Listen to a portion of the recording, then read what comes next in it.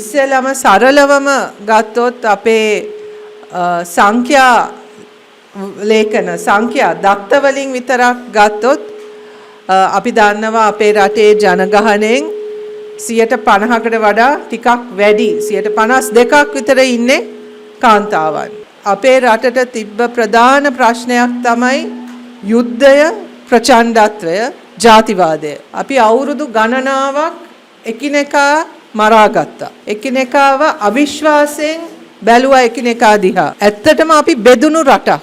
ඒ යුද්ධ වලින් ඒ බෙදුණු රටක් නිසා ඇතිවෙච්ච තත්වයන් තුල විශේෂයෙන්ම අපහසුතාවයට පත් උනේ මේ රටේ ගැහැණුන්. අපි දන්නවා පෞල් ගණනාවක් තුල අද ඔවුන්ගේ සහෝදරයන් නැතුව, ඔවුන්ගේ සැමියන් නැතුව, ඔවුන්ගේ පුතාලා නැතුව දුක් වෙන අම්මලා සහෝදරියන් බොහෝ දෙනෙක් මේ රට තුල ඉන්නවා. යුද්ධය ඉවර වෙලා ගොඩක් කල. ඒත් අපේ හදවත් වලට තාම ඒ සාමය සම්පූර්ණයෙන්ම ඇවිල්ලාද කියන එක අපිට ඉතුරු වෙලා තියෙන ප්‍රශ්නයක්.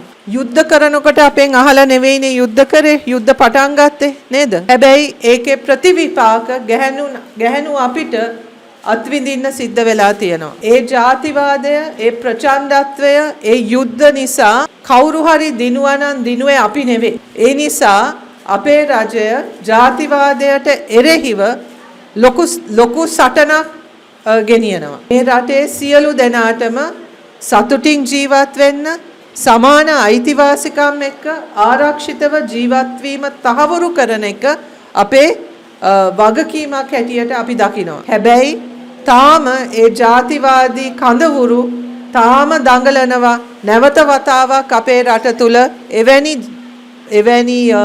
මතවාදයක්, එවැනි එකිනෙකා අතර අසමගිය ඇති කිරීමට උත්සාහය තාම ඒගොල්ලෝ අතෑරලා නැහැ. ඒගොල්ලන්ට දූෂණය නැති කරන්න ඕනේ නැහැ. ප්‍රජාතන්ත්‍රවාදය රට තුල ඇති කිරීමට ඕන නැහැ. මේ රටේ සම්පත් කොච්චරක් හොරකම් කරාද, විනාශ කරාද කියන එක අපි හොඳින් දන්නවා. නොවැම්බර් මාසේ දිත්වා සුලිකුණාටුව මුළු රටටම බලපාපු වෙලාවේ අපිට මිනිස්සුන්ට උදව් කරන්න ණය ගන්න නැතුව, කාටවත් ණය ගැති නොවි මේ රටේ ආදායම තුලින්ම මිනිස්සුන්ට උදව් කරන්න අපිට පුළුවන් උනේ අන්න ඒ නිසා.